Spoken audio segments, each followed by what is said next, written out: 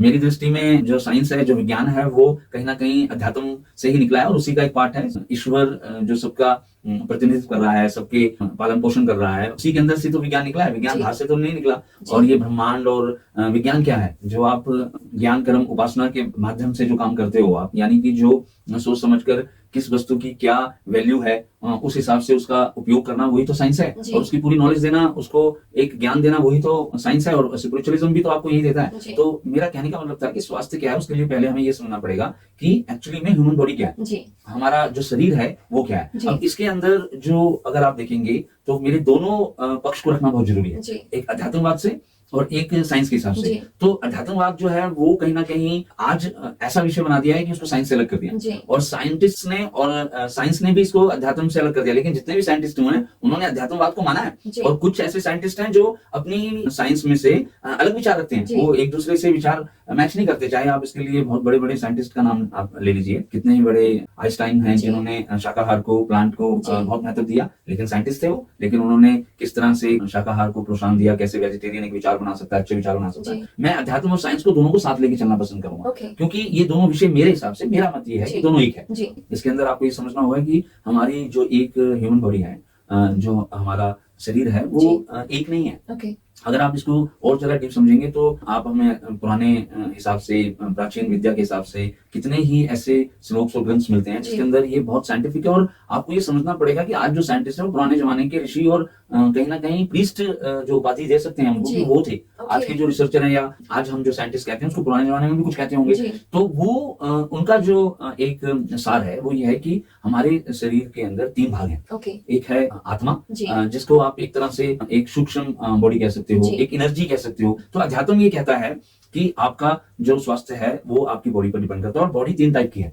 और हाँ, ये अलग है कि अध्यात्म पूर्ण है, 100% एक साइंटिफिक है, लेकिन साइंस आज 100% नहीं है। लेकिन साइंटिस्ट कोशिश कर रहे हैं कि हम वहां तक पहुंचे। और कितनी बातें सत्य हुई हैं जो अध्यात्म से मिलती हैं, जो आज साइंस ने खोज की। जैसे कि मेरा विषय है कि एरोप्लेन्स, फ्लाइट्स, किसी जमाने में वो हमारी विद्या कहीं ना कहीं श्लोकों में थी, लेकिन आज वो साइंस ने प्रूव करके, ह्यूमन ने प्रूव करके एक एरोप्लेन की विद्या बना दी है। आज जहाज बना दिए। कल तक वो सपना था, सोचते थे कि नहीं हो सकता, क्या ह्यूमन उड़ सकता है, तो उड़ सकता, क्या लोहा उड़ सकता है, लेकिन आज वो पूर्ण सत्य है। लेकिन अगर आप करीब करीब 125 साल पहले जाएंगे तो विमान की रचना 1900 में हुई। लेकिन अगर आप वो श्लोक्स देखेंगे, वो कुछ ऐसी बातें देखेंगे जिसके अंदर ये बात अलग है कि थे कि नहीं थे, वो अलग बात है।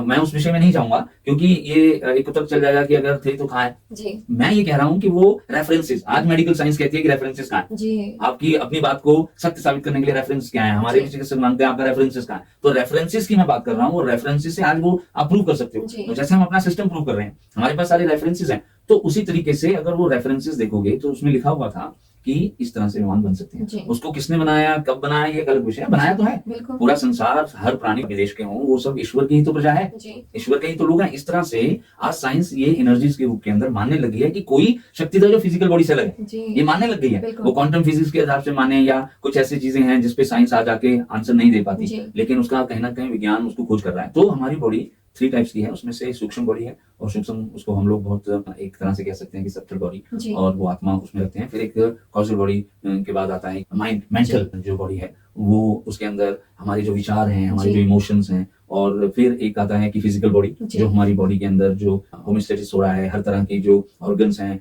किस तरह से हमारी बॉडी कर्म कर रही है, एफर्ट्स कर रही है। तो ये 3 तरह की बॉडी देखने को मिलती है, क्योंकि आप इसको अलग अलग नहीं कर सकते। साइंटिस्ट भी कहते हैं कि आपका जो माइंड है, पॉजिटिविटी है, मैनिफेस्टेशंस करना है, कितनी ही विद्या आ रही है कि कोई तो एनर्जी चल रही है। तो वो अगर आप इसको पर्टिकुलर अध्यात्मवाद से अपने अपने धर्म के हिसाब से देखेंगे तो आप इसको आत्मा को इमोशंस कह सकते हो, नेचर कह सकते हो। और आपके जो मेंटल बॉडी है उसको तो ब्रेन, इंटेलिजेंसी, आपके विचार आए हैं आपके ऊपर, गलत और अच्छा और कुछ पाने की इच्छा, जो ये सब है वो क्या है, वो मेंटली तो बना रहा है। फिजिकल हाथ कोई बोल रहा है, वो तो माइंड बोल रहा है। पेट के अंदर भूख लग रही है, कौन बता रहा है ना। अपने आप खाना पच रहा है, अपने आप अंदर चीजें, न्यूट्रिशंस पैदा हो रहे हैं, ये कौन कर रहा है। तो ये सब चीजें जो हैं वो एक फिजिकल बॉडी से अलग हैं। और फॉर एग्जांपल अगर वो फोर्स निकल जाए तो आपका बॉडी वही रह जाती है। तो कहीं ना कहीं जैसे बैटरी के अंदर देखते हैं कि जिस तरह से अगर वो बैटरी डेड हो जाए तो कितना अच्छा फोन, कितना बड़ा ब्रांड का फोन भी जीरो है। अगर आपकी कार के अंदर वो ईंधन खत्म हो जाए, पेट्रोल खत्म हो जाए, तो वो कार किस काम की। तो कहीं ना कहीं हमारी बॉडी को भी इस तरह से समझना चाहिए। तो हमारी बॉडी 3 तरह की है। इसको अध्यात्मवाद से, एक साइंटिफिक वे से, और आज की जो साइंटिफिक परिभाषा है हेल्थ की, उसको आप देखेंगे तो बड़ा हैरान रहेंगे। उन्होंने भी ये कहा है कि एक हेल्थ हेल्थ जो है वो डिपेंड ऑन योर फिजिकल जी। Activity, your physical body imbalance और बैलेंस, और इल जो आएगा वो इम्बैलेंस आएगा, और बैलेंस होगा तो फिट होंगे।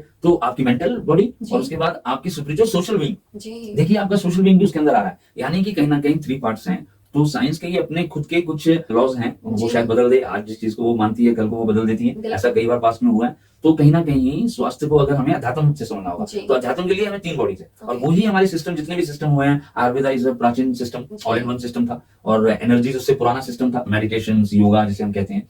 तो वो कहीं ना कहीं हमारे सिस्टम्स को, जो माइंड के ऊपर ज्यादा काम करता है, जी। इमोशंस के ऊपर, सोल्स कर्मा क्या है, यानी नेचर है। मैं तो यहाँ तक कहूंगा कि all in one system, Ayurveda से सारे सिस्टम निकले, उसी से ही ये हमारा ये होम्योपैथिक सिस्टम निकला, उसी जी। से ही एलोपैथी सिस्टम आज जो इतना बड़ा पूरे विश्व में फैल रहा है वो निकला, यहाँ तक कि सर्जरी भी उसमें से निकला। जी। लेकिन अगर आप गौर से एक बात देखेंगे तो आपको हैरानी होगी कि आयुर्वेदा जो है वो ज्यादातर आत्मिक बात करता है, ओके। योगा की बात करता है, आहार की बात करता है। जी। अगर आप देखेंगे तो वो आत्मिक उन्नति की बात करता है, जी। आपकी आत्मा को जोड़ता है। अगर होम्योपैथी की बात करेंगे तो वाइटल फोर्स को, आपकी वो भी आत्मा की बात करते हैं, लेकिन वो मेंटल इमोशंस पे ज्यादा काम करती है, जी। वो सिम्टम्स पे ज्यादा काम, जो माइंड लेवल पर एनर्जेटिक वे पे काम करती है, इमोशंस पे काम करती है, काउंसलिंग करती है, वो आधा घंटा बात करती है उसके जी। साथ, एक होम्योपैथ का प्रैक्टिस से बात करता है। अगर आप आज की जो साइंस है, एलोपैथी है, वेस्टर्न मेडिसिन है, कन्वेंशनल मेडिसिन है, वो फिजिकल की बात करती है, जी। यू आर फिट, आपको वो बोलती है कि फिजिकल फिट होना चाहिए। तो अगर आप ये 3 बातों को अलग अलग करेंगे, जी। तो आयुर्वेदा हमको आत्मा का ज्ञान देती है, अध्यात्मवाद का ज्ञान देती है कि हम कौन है, फिजिकल बॉडी अलग है। और अगर होम्योपैथी की बात करेंगे, इमोशंस के, एनर्जेटिक जी। लेवल पर चला गया,